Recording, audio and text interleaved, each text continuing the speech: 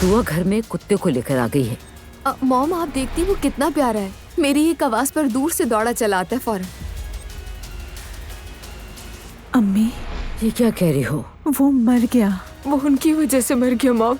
हम इस घर में एक छोटे से कुत्ते को जगह नहीं दे सके। तुम्हें ये एहसास नहीं हो रहा? खुदा के वास्ते इस घर से चलो, मैं यहाँ नहीं रह सकती।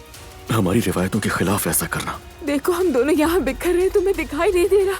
तुम इस वक्त बहुत गुस्से में हो और तुम जो भी कह रही हो इसका अंदाजा नहीं है तुम्हें। अजलान तुम जानते हो ना कि तुम्हारी अम्मी मुझे मेल डॉक्टर के पास नहीं जाने देना चाहती।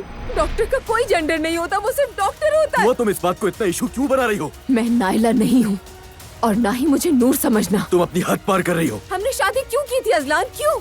ऐसे मत बोलो जैसे मैं जबरदस्ती लेकर आया हूँ तुम्हें यहाँ।